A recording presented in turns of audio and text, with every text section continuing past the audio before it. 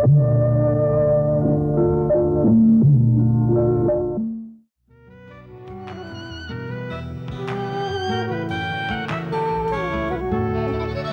and welcome to my series of conversations with men and women whose ideas, vision and philosophy define our contemporary world. My guest today has been Chief Justice of India, Chairman of the National Human Rights Commission, an eminent jurist who's known, applauded and recognized for expanding the frontiers of law, for expanding the understanding of human rights, its dimensions, and for his judicial activism and creative interpretations of the law. I'm delighted to welcome Justice J.S. Verma. You have recently published a book on the new universe of human rights. There is a sort of perception that human rights are universal and eternal. So why a new universe? You see, it is like this. It has been said very often that human rights, even though universal, are not universally accepted. Now, one thing is to promote that idea. The other is that very often the concept of human rights is considered to be fairly narrow.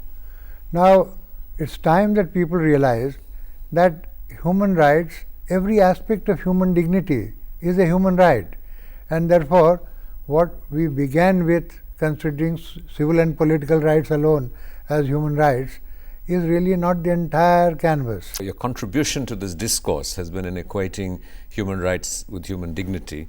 But in a popular perception, the articulation of what human rights are is related to the Universal Declaration of Human Rights and the clauses of that.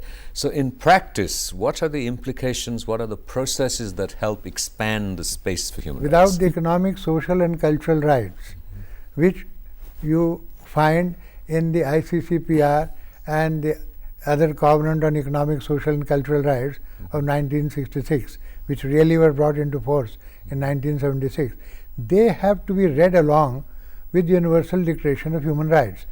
Incidentally, in our Constitution of India, you find all that embedded within our Constitution itself.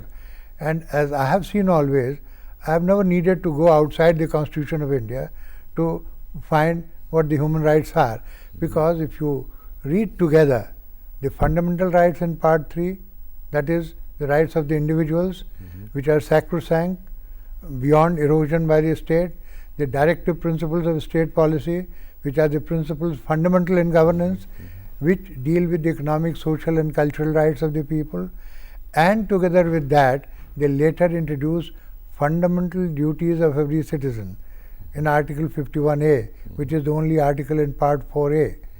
You see, together they form a compendium, and if you read all of them, they cover the entire canvas of the international instruments.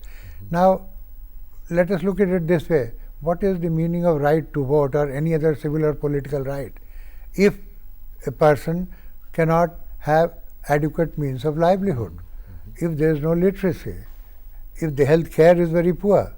Amartya Sen said illiteracy, lack of health care, malnutrition, these are the three great unfreedoms.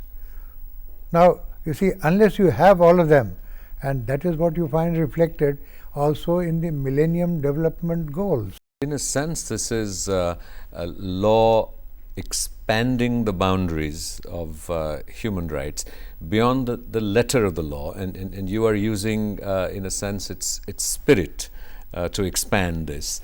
What is the relationship then, as a lawyer, as a judge sitting there?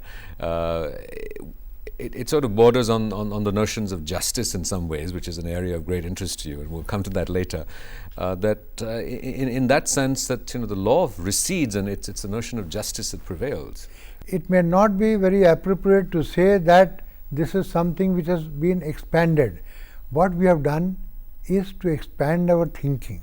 It was always there. The only thing is the realization has to dawn that human rights has no meaning unless you take within it as the entire content all aspects of human dignity. That is why the Supreme Court of India interpreted Article 21, the expression right to life, to mean right to life with dignity. You have often quoted a judge who responded to a litigant and said, you've come to the court for the law, not justice. That's what Oliver Wendell Holmes said. You see, it is attributed to him that someone asked him, he said, that was his way of educating a young lawyer. You see, he said, young man, there is a court of law, not of justice. That was the sarcasm. And therefore, you have to make the courts of law courts of justice. Have you ever in your own sort of career been frustrated by this? There are limits to how creatively you can interpret the law to ensure justice. Fortunately, never, as I can think of, because I was always able to, because this has been my philosophy. The law is meant to do justice, and therefore, the answer which is just must lie hidden in some crevice. I may not be able to see it. I must search for it and find it. And it is this search which led me to do what people think many unusual things. But that was, it was just my search, because I thought the answer must be there. Only thing is I don't know it. Let me search for it. And therefore, you see, what you call judicial activism is really, if I may say so, active judicial process.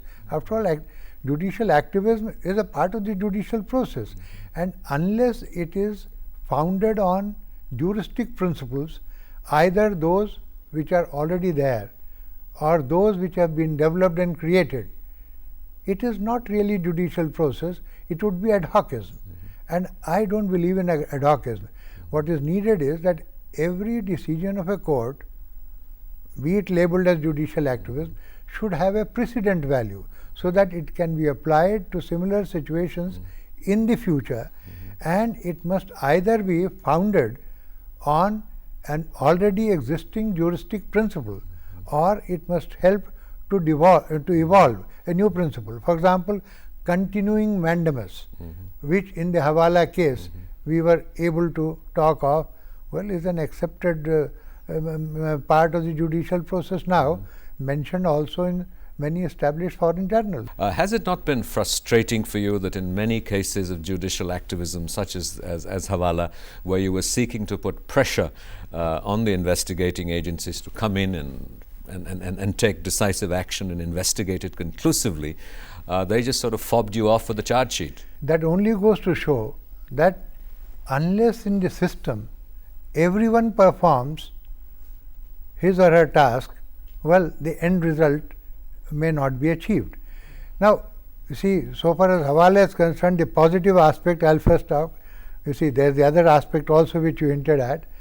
The positive aspect is that, you see, I think after that case, no one placed, howsoever high he may be, thinks that he is safe and he can get away from the arm of the law, and would be beyond the arm of the law if he does something which is not correct. Or in other words, accountability of men at the highest level also has come to be accepted as possible. That, I think, is the biggest achievement. But possible, not really real. We have Jayalalitha, we have Mr. Narendra Modi, we have several cases. No, it's like this. They are facing the music all right. The process is on. Now, why is it not happening quickly and coming back to what happened in the Hawala case, the charge sheet is being filed? Well, I have said it very often, and recently the CBI, in their wisdom, invited me to deliver a memorial lecture on the 5th of May. I told the CBI director, you are asking for trouble, you will get it. I told them, I said, that goes to show that you can take the horse to the pond, but the drinking has to be done by the horse. We gave you that autonomy and independence, which was the ideal thing which could ever happen. You were relieved even from any pressures from the Prime Minister, and yet you did not perform, not because you could not, or the means were not there, but the will was not there. And therefore, you filed charge sheets, half-baked charge sheets, to get rid of the monitoring by us. Not one case of disproportionate assets was investigated by them or put up. And therefore, they were just biding for their time. Now, which only goes to show the system alone is not enough. What is needed is, you see, the will to do that. You know, when you deliver a judgment, do you sometimes feel misunderstood? Look at the Ayodhya judgment, where you know, you have been at pains to explain the nuances of what you understood by Hinduism. There was a certain sort of, you know, allegations, people were uncomfortable with that, countered then by your positions which seemed sort of contrary to that in Gujarat. So does the judge feel misunderstood? I have no doubt I was consistent throughout. If there was any misunderstanding, it was with the people who may have misunderstood me. Now, you see, you write a judgment for deciding in the context of the question which is raised for decision in the case. Now, if people draw some corollaries which you are not required to address and you haven't addressed, well, I can only say that by hindsight, that probably one could be, by hindsight, even more careful to take care of that, but I don't think it is possible all the time. So for Ayodhya case, when you mentioned, well, it was very clear. Why would the entire acquisition be upheld? If there was any surplus land which could be given away, then that would have been, the acquisition to that extent would not have been upheld. It was so simple as that. What do you do to deliberate attempt to misconstrue a judgment? This was the short answer to it. Because if the acquisition of the entire land was upheld, it was obviously because that was needed for the purpose for which the acquisition was made. All that the judgment said was, you see, which was clear from the content itself, which later on the Supreme Court had no doubt in repeating, that it's only at the end of the adjudication, if there is anything found surplus, then it is only fair that it goes back to the owners, but who are the owners one doesn't know. There's this great sort of discussion and debate on tainted ministers and corrupt politicians. I think, you know, the community knows there is a popular understanding, a recognition of who tainted and corrupt ministers are, and yet there is nothing in the judicial process that can actually restrain them from exercising You see, it's like this. The judiciary comes in only when a list is brought before it. You see, so judiciary doesn't have that kind of overarching jurisdiction to go for itself looking for issues. It will decide only those matters which are brought in the form of a list before it. Now, once that comes, you have seen in recent times the Supreme Court has even, I mean, that was recently, I mean, after I had left, and I was watched with considerable satisfaction, they went into those issues to try and curb as far as it was possible within the scope of the matter brought before them, the criminalization of politics. They said, you ask for a declaration of the antecedents, let the electorate at least know, ask for a declaration of assets, so on and so forth. Now, so the judiciary will be able to do only to a limited extent, but I would personally feel that, you see, recently what they are trying to do, the Supreme Court has issued a direction, you see, staying the proceedings for withdrawal of a criminal charge against a minister in Bihar. Now, you see, more than that, I don't think the Supreme Court could have done, and they'll go into merits thereof. So, the judiciary on its part, and why is the judiciary doing it?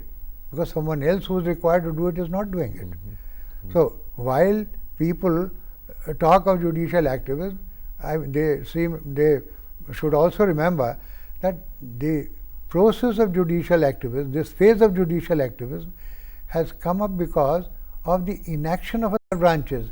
And the judiciary, and you asked me about any of my judgments, well, I didn't take up administration myself, I only made people work.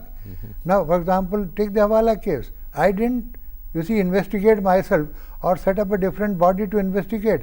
I made the CBI work, which was its function. It didn't, you see, take it to the logical end is the reason why there was frustration. But all said and done, it is legitimate judicial process only in the manner it was done, monitoring and directing them to investigate, keeping the matter pending till they reported compliance, but not taking. If we had taken over, then that would have fouled with the judicial process.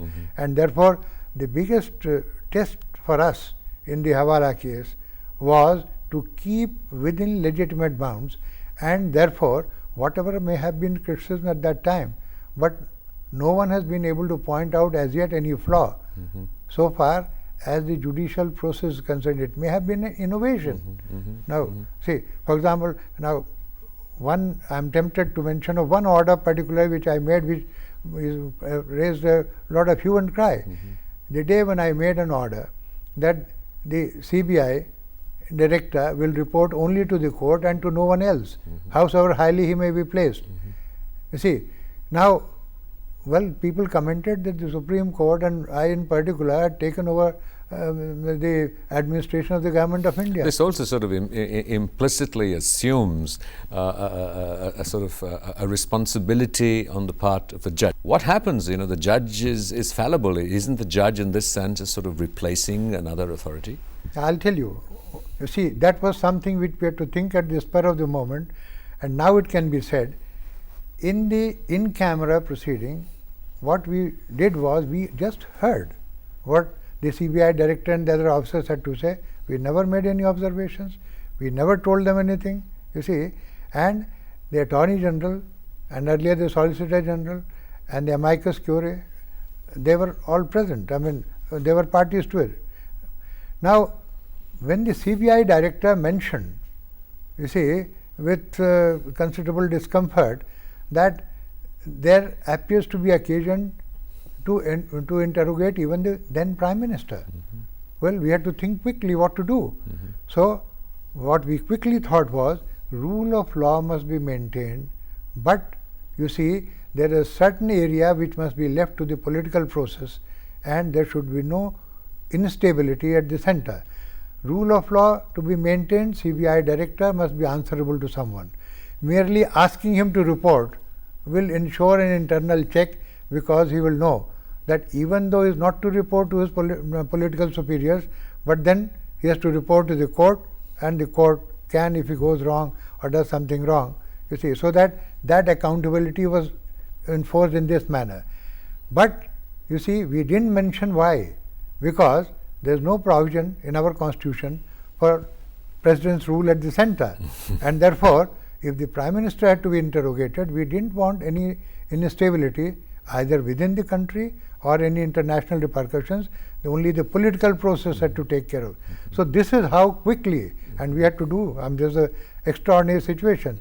Now, so it is not that I took over or we judges took over, it was to the institution of the Supreme Court that the CBI director was made accountable, and this is how we tried to reconcile the requirements of the rule of law and the need for a certain area being left only for the political process to When we talk to Chief Justices of the Supreme Court and people of eminence in the judicial process, there is a sense that the judiciary is acting as the savior of civil society. What about judicial accountability? We have had cases of judges being corrupt, of there being a whole range of politics associated with the processes of the judiciary.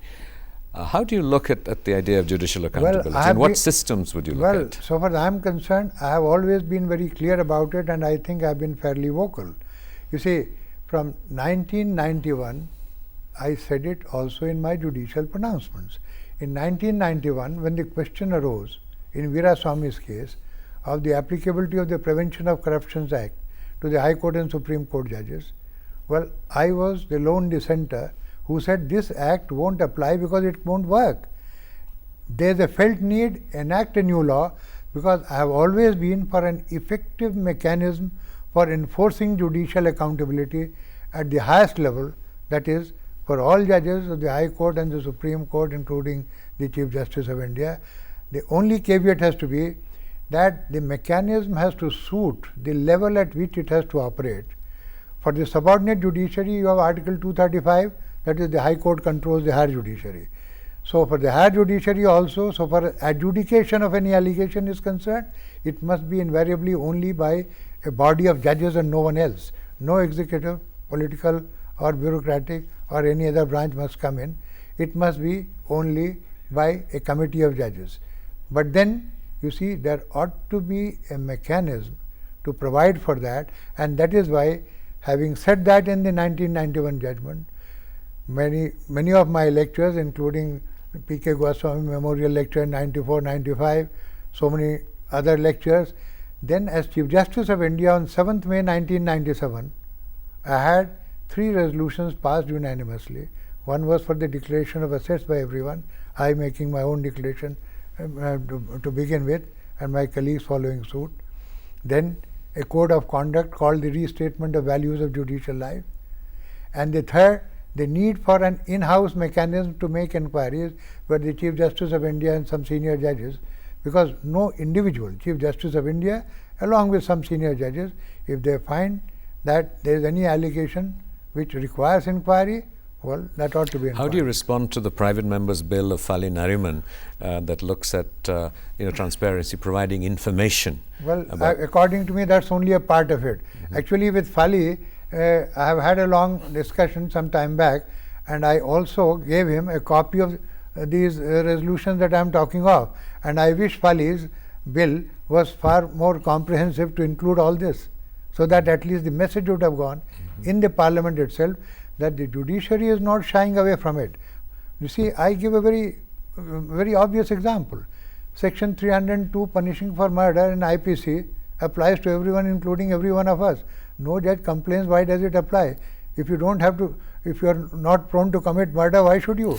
Now, if you have a mechanism, and that mechanism is needed also for the protection of honest judges. Today, there is a tendency to malign more particularly, because someone who is not the correct kind may manage, he may lobby, but then a correct kind of judge keeps aloof, and therefore there is a tendency to break his will and to pester him, make false accusations. How he can't go about filing suits for defamation. He has to do his own work, and litigation is not an easy thing. If I file a suit and succeed, they'll say they are his judges. You see, you embarrass the judge also. If you have a mechanism, well, false accusations could be inquired into, and the person making the false accusation punished. So what I would say is, have an effective mechanism for enforcing judicial accountability with provision for stringent punishment to anyone who makes a false accusation. And if there is an allegation found true, well, logical consequences should follow. Your long and distinguished career as a judge in Madhya Pradesh and Rajasthan and the Supreme Court, National Human Rights Commission, as the upholder of justice, of values, of all that is sort of good and noble. When you sort of step out of this, and you've now retired and you've chosen not to get involved actively in processes of arbitration and sort of other such activities as most retired judges do, do you despair? Do you feel hopeful about India, about the society, about the community, that you worked so hard to try and see that there was Well, justice? I am an incurable optimist in that sense. And what is the basis of your and optimism? I'll tell you, because you see, I find every generation, you see, better than the previous one. The youth today has a lot of idealism. It is fired with idealism. I think one thing which is lacking for them, which benefit we had several role models all around us when we were growing up. At home in our elders, in school in our teachers, and wherever else we went. Today, there is a dearth of role models. If at all, I am troubled at many young people asking me, you say, sir, you say this, but see such and such person. He has attained the highest positions, and this everyone knows. Why nothing happens?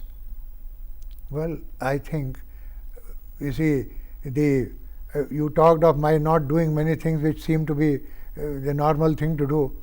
Well, in my own small way, if I can motivate the youth of my country that, well, you can achieve the highest,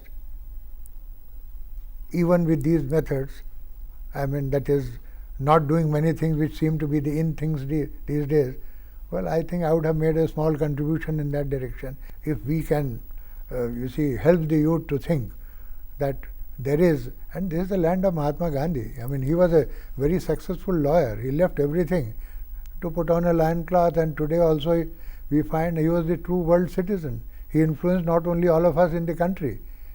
Let me, I mean, in this context, tell you something which will always ring when you see and haunt me also.